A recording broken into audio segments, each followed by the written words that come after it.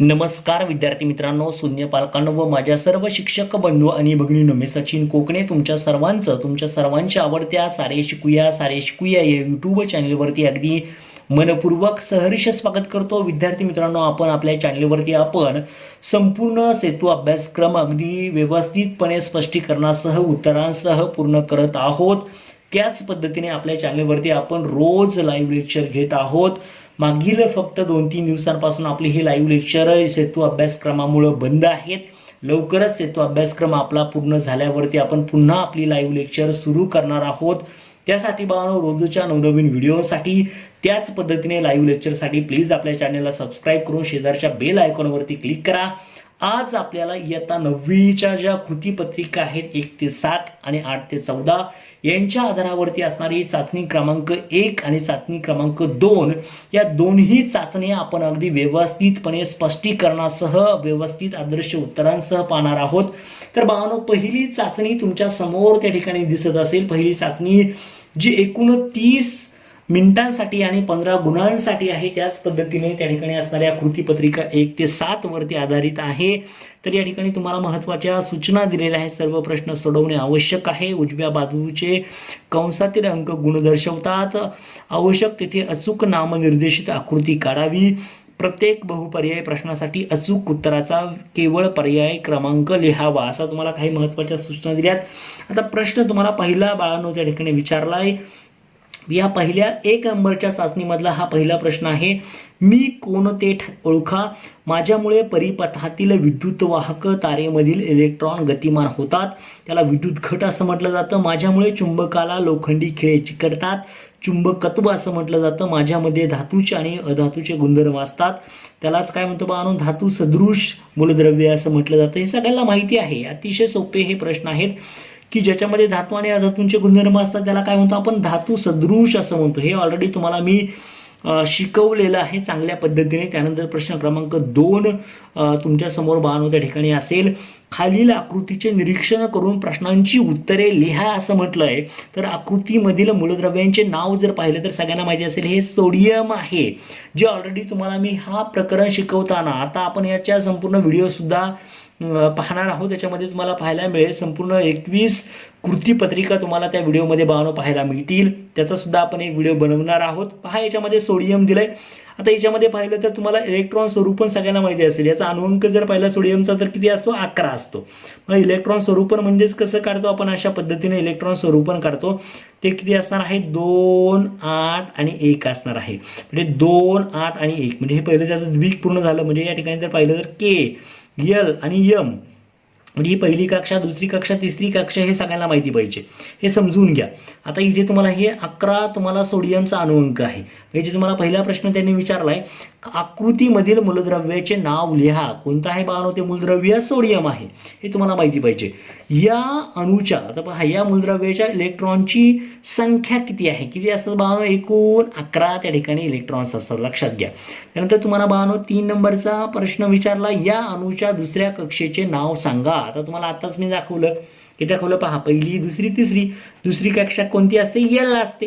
सगळ्यांना माहिती पाहिजे. सोडियम अणूच्या इथे म्हटलं पहा, या दुसऱ्या कक्षेत इलेक्ट्रॉनची संख्या किती असं विचारलंय. पहा बरं किती आहे, तुमच्या समोर दिसतंय. के, यल, यम. के मध्ये 2, यल मध्ये 8 आहेत, यम मध्ये 1 आहे. म्हणजे तिथे यल हे आहे आणि याच्यामध्ये किती इलेक्ट्रॉन्स आहेत बाळांनो, एकूण 8 इलेक्ट्रॉन्स आहेत. हे तुमच्या लक्षात आलेलं असेल. चला लगेच प्रश्न क्रमांक 3.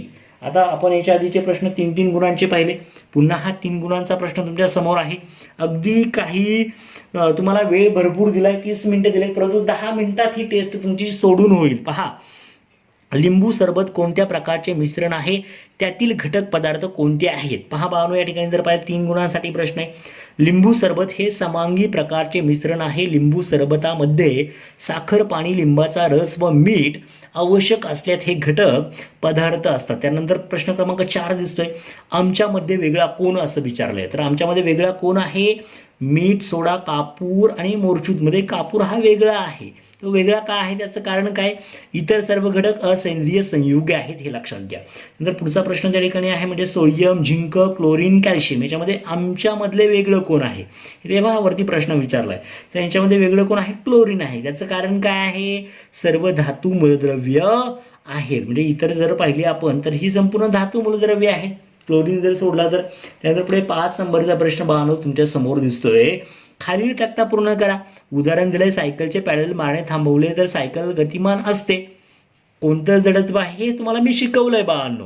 हे तुम्हाला शिकायचंय. तुमच्या याच्यामध्ये दिलंय, थेरॉटिकलमध्ये दिलेलं आहे. तुम्ही शिकलेले सुद्धा आहेत, आपले प्रकरण झालेले आहेत. पहा, तर कोणतं जडत्व असतं? गतीचे जडत्व. एका ठिकाणी असलेला दगड हलत नाही. विराम अवस्थेतील जडत्व. कोणतं असतं? विराम अवस्थेतील जडत्व आहे. त्यानंतर तुम्हाला खाली 6 नंबरचा प्रश्न दिलाय. अतिशय सोपा प्रश्न आहे. खालील आकृतीमध्ये फळीवर प्रयुक्त होणारे बल आणि क्षेत्रफळ या संदर्भात प्रयोग दर्शविला आहे. याबाबत कोणता निष्कर्ष काढाल? 2 गुणांसाठी प्रश्न आहे. अतिशय सोपा प्रश्न आहे. हे ऑलरेडी तुम्हाला मी शिकवलंय. पहा बरं, पहिल्या आकृती 4 पुस्तके एकमेकांच्या शेजारी फळीवर ठेवली आहेत व या पुस्तकांच्या वेगळ्या जागांमुळे कमी दाब निर्माण होतो. लक्षात घ्या. त्यानंतर इथे जर पाहिलं तर दाब पहा बरं, आपण एकावरती एक ठेवली आहे. यामध्ये असणारा एरिया सेपरेट असा होता, वेगवेगळा होता. त्यामुळे दाब कसा होता बाळांनो? कमी होता. इथे हीच पुस्तकं एकमेकांवरती अशी ठेवलेली आहेत आणि या ठिकाणी एकावरती एक असल्यामुळं दाब हा जास्त निर्माण होतो. इथे म्हटलंय पहा, दुसऱ्या आकृतीत सर्व 4 पुस्तके एकाच जागेवर एकमेकांवरती ठेवली आहे. त्यामुळे जास्त दाब निर्माण होऊन फळी काय होते बाळांनो? वागताना दिसते. हे लक्षात घ्या. अशा पद्धतीने ही पहिली चाचणी अगदी काही मिनिटांमध्ये बाळांनो, अगदी 5 मिनिटांमध्ये आपली पूर्ण झाली आहे. लगेच आपण चाचणी क्रमांक 2 तुमच्या समोर ठेवतोय. चाचणी क्रमांक 2 पहा, विज्ञान आणि तंत्रज्ञानाची चाचणी क्रमांक 2 ला सुद्धा 30 मिनिटे आणि 15 गुण आहेत, जे की आपण 5 मिनिटांमध्ये पूर्ण करतोय. कृती पत्रिका क्रमांक 8 ते 14 वरती आधारित आहे आणि नक्कीच लगेच तुम्हाला चाचणी क्रमांक 3 सुद्धा मिळेल. ती सुद्धा सर्वांनी व्यवस्थितपणे सोडवा. पहा, तुम्हाला म्हटलंय पुन्हा तुम्हाला आहे त्या सूचना ज्या आपण पहिल्या चाचणीसाठी पाहिल्या त्याच वाचा, त्याच व्यवस्थितपणे समजून घ्या. आता पहिला प्रश्न विचारला पहा तुम्हाला. काय म्हटलंय? खालील प्रश्नांची उत्तरे लिहा असं म्हटलंय. ऑक्सिजन, आता ऑक्सिजनचा अणुअंक 8 असतो. या मूलद्रव्याचे इलेक्ट्रॉन स्वरूपन दर्शवणारी आकृती काढा. इलेक्ट्रॉन स्वरूपन किती असतं ऑक्सिजनचं? 8, 2 आणि 6 असतात. म्हणजे 8 हा अणुअंक आहे आणि 2 आणि 6 ही त्याचं काय असणार? इलेक्ट्रॉन स्वरूपन. मग सगळ्यांना सोपं आहे, खूप सोपं आहे. इथे पहा तुम्हाला मी दाखवलं. म्हणजे असं एक तुम्हाला काय करायचं, आतमध्ये केंद्रक असतं, आतमध्ये केंद्रक असेल इथे, बरोबर ना. आता हे इथे असणार आहे, याच्यावरती 2 असतील, असे 2 काय असणार? इलेक्ट्रॉन. म्हणजे 2 त्याचं द्विक पूर्ण झालं. पुन्हा तुम्हाला अशा पद्धतीने सर्कल काढावं लागेल. इथे मी काढून दाखवले पहा तुम्हाला. आणि याच्यावरती तुम्हाला हे उरलेले पुढचे 6 घ्यावं लागतील. 2, 3, 4, 5 आणि इथे 6 घ्यावं लागेल. म्हणजे अशा पद्धतीने म्हणजे हे जे दाखवलंय म्हणजे बघा, हा केंद्रक आहे. समजलंय प्रत्येकाला? इथे सुद्धा तुम्हाला मी आकृती काढून दाखवली, पण पुन्हा तुम्हाला समजावी म्हणून इथे काढून दाखवतोय. त्यानंतर पुढे तुम्हाला काय म्हटलं? त्यांनी खालील प्रश्नांची उत्तरे लिहा. पहिल्या प्रश्नाचं उत्तर झालं. दुसरं म्हणजे खालील आकृती दिसणाऱ्या परिसंस्थेचे नाव लिहा. आता या ठिकाणी असणारी परिसंस्था कोणती आहे? गवताळा परिसंस्था आहे. या परिसंस्थेची 2 प्राथमिक भक्षकांची नावे इथे दिसते ऑलरेडी तुम्हाला. पहा, दिसते का? पहा बरं, इथे एक तर जिराफ दिसतोय, इथे जिराफ दिसतोय आणि हा जो दिसतोय तो काय आहे? हरिण आहे. म्हणजे तुमच्या लक्षात आलेलं असेल, हरिण आणि जिराफ दिसतंय. म्हणजे हे प्राणी तुम्हाला लगेच त्या ठिकाणी दिसतात.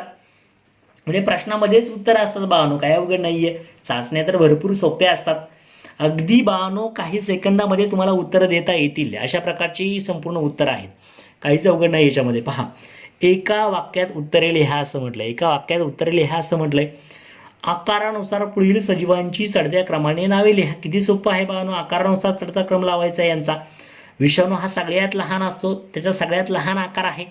नंतर जीवाणू असेल, कवक आहे, शैवालाचा आकार हा सगळ्यात जास्त मोठा असतो. लक्षात घ्या बाळांनो. या गोष्टी तुमच्या माइंडमध्ये सेट करा. याच्यावरती तुम्हाला भविष्यात स्पर्धा परीक्षांची तयारी जर करायची असेल तर याच्यावरती प्रश्न विचारले जातात बाळांनो, लक्षात घ्या. दुसरा प्रश्न विचारला आहे, सहसंयुज बंध कसा तयार होतो. हे सुद्धा तुम्हाला थेअरीमध्ये आपण अभ्यासलंय. 2 अणूंमध्ये 2 संयुज इलेक्ट्रॉन्सच्या संधानाने म्हणजे देवाणघेवाण असेल किंवा एकत्रीकरणाने म्हणतो आपण, संधानाने जो रासायनिक बंध तयार होतो त्याला सहसंयुज बंध असं म्हटलं जातं. हे लक्षात घ्या. प्रश्न क्रमांक 3 त्या ठिकाणी आहे बाळा, तुमच्या समोर दिसतोय. राजीव 6 वर्षांचा मुलगा आहे. तो आपल्या कुटुंबासोबत एका गावात राहतो. त्याचे वडील एका कारखान्यात काम करतात. 2 आठवड्यापेक्षा जास्त दिवस झाले त्याला खोकला आहे आणि आता त्याला थुंकीतून रक्त पडते. त्याच्या थुंकीतून काय पडते? रक्त पडत आहे. त्याचे वजनही कमी झाले आहे. तर पहिला प्रश्न विचारलाय, राजीवच्या वडिलांना कोणता आजार आहे? म्हणजे त्याच्या वडिलांना ही संपूर्ण लक्षणं पाहायला मिळतात. तर राजीवच्या वडिलांना साधारणतः क्षय, ट्युबरक्युलोसिस असं म्हटलं जातं, टीबी म्हणतो आपण त्याला, रोग झाला आहे. नंतर अशा परिस्थितीत राजीवच्या पालकांना तुम्ही काय मदत कराल? पालक म्हणजे त्याचे असणारे कुटुंबीय. तर या परिस्थितीमध्ये काय करायचे? अशा परिस्थितीत राजीवच्या वडिलांना कुटुंबातील इतरांपासून वेगळे ठेवावी. म्हणजे त्यांना राहण्याची जी सोय करावी ती वेगळ्या रूममध्ये करावी, तेवढं वेगळं ठेवावं. तर इथे पहा त्याच्यावरती काय म्हटलंय, अशा परिस्थितीमध्ये राजीवच्या पालकांना तुम्ही काय मदत कराल. आणि दुसरी गोष्ट म्हणजेच काय, त्यांना वेगळं ठेवावं आणि औषधं त्यांना देणे आवश्यक आहे. नियमित औषधं असते त्याच्यामध्ये डॉटचं जे उपचार आहे तो आपण काय करायला पाहिजे? पूर्ण करायला पाहिजे. त्यानंतर पुढे तुम्हाला प्रश्न क्रमांक 4 दिलाय, पुढील अन्न साखळी. पहा, अन्न साखळी तुमच्या समोर ठेवली आहे, व्यवस्थित समजून घ्या. पुढील अन्न साखळी पूर्ण करा. त्याच्यामध्ये गवत आहे, नाकतोडा आहे, त्यानंतर सरडा येतो आणि ससाना येतो, हे लक्षात घ्या. ही अन्न साखळी आहे. 5 नंबरचा प्रश्न आहे, काय घडेल ते सांगा. आता पहा, अतिशय सोपा प्रश्न आहे. काय घडेल ते सांगा असं विचारलंय. आता पहा, तांबे व पितळेच्या भांड्यात दही किंवा ताक ठेवले तर काय होईल? सगळ्यांना माहिती आहे, तांब्याच्या आणि पितळेच्या भांड्यावर क्षरण होतं. म्हणजे त्याचं थोडक्यामध्ये त्याचं ते धातू असतो तो थोडक्यामध्ये जसं वितळतो आपण म्हणतो तशा प्रकारचं क्षरण त्या ठिकाणी होतं. आणि हिरवट रंगाचा विषारी रंगाचा थर तयार होतो. आणि हा जर थर त्याच्यामध्ये जर टाकला गेला तर ते आपल्या आरोग्यासाठी कसं असं धोकादायक असतं. म्हणजे भांड्यामधील दही आणि ताक काय होते बाळांनो? कळकते, हे लक्षात घ्या, कळकते, हे तुमच्या लक्षात आलं पाहिजे. आता पुढे त्यांनी म्हटलं, इथे पहा तुम्हाला विचारलं, मॅग्नेशियम क्लोराईडचे रेणूसूत्र तयार करण्याच्या पायऱ्या लिहा. 3 पायऱ्या असतात, हे सुद्धा मी तुम्हाला शिकवलंय. पहिली पायरी म्हणजे काय, असं संयोजा लिहाव्यात. MgCl म्हणतो आपण त्याला, याचं 2 आहे, याचं 1 आहे. इथे जर पाहिलं तर काय करायचं, त्यांचा तिरकस गुणाकार करायचा असतो. 12ने दर्शवल्याप्रमाणे तिरकस गुणाकार करा. म्हणजे इकडे Cl2 आणि Mg1 असणार आहे आणि एकत्र रेणूसूत्र लिहायचं म्हटलं, ही तिसरी पायरी असते. ही पायरी क्रमांक 1 आहे. पायरी क्रमांक 2 आहे. पायरी क्रमांक 3 काय असते? MgCl2, हे डायरेक्ट त्याचं रेणूसूत्र काय होतं बाळांनो? तयार होतं. आता चला लगेच पुढच्या पेजवरती जाऊया. प्रश्न क्रमांक 7 तुमच्या समोर ठेवलाय. 7 मध्ये काय दिलंय बाळांनो ते पण पहा. खालील सजीवांचे वर्गीकरण आदिजीव, कवके यामध्ये वर्गीकरण करा असं म्हटलंय. पेनिसिलिन, अमिबा, पॅरामेशियम, भूछत्रे. आदिजीव, कवके, अमिबा, पॅरामेशियम आणि इकडे असणारे पेनिसिलियम आणि भूछत्रे. खाली जर पाहिलं तर तुम्हाला प्रश्न क्रमांक 8 दिलाय.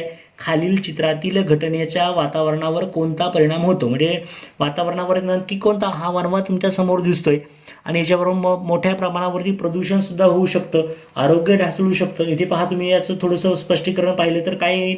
यावरील चित्रामध्ये जंगलाला आग लागलेली आहे, यामुळे तेथील परिसंस्थेतील विविध घटकांवर परिणाम होईल व मोठ्या प्रमाणावर जैवहानी होईल. तसेच हवा प्रदूषण, मृदा प्रदूषण होऊन आरोग्य ढासळू शकते. हे लक्षात घ्या बाळांनो. अशा पद्धतीने आपण या दोन्हीही चाचणी अगदी व्यवस्थितपणे स्पष्टीकरणासह सोडून घेतलेल्या आहेत आणि अगदी कमी वेळामध्ये, अगदी 15 मिनिटाच्या आत या दोन्ही चाचण्या अगदी आपण क्वालिटेटिव्हली व्यवस्थितपणे सोडून घेतलेल्या आहेत. त्यामुळे बाळांनो, चांगल्या पद्धतीने तुम्हाला इतर विषयांच्या सुद्धा चाचण्या मिळतील. अभ्यास आपल्या चॅनलवरती मिळेल. प्लीज आपल्या चॅनलला सबस्क्राईब करून शेजारच्या सगळ्यात वरच्या बेल आयकॉनवरती क्लिक करा. आपल्या व्हिडिओला लाईक करा. तुमच्या छान छान कमेंट्स या व्हिडिओच्या खाली नक्की करा. माझ्या सर्व प्रिय विद्यार्थ्यांना खूप खूप शुभेच्छा आहेत. लवकरच आपण हा सेतू अभ्यासक्रम पूर्ण झाल्यावरती आपलं लाईव्ह पहिल्या पद्धतीने सुरू करत आहोत. ओके बाळांनो, all the best, all my dear. Thank you so much.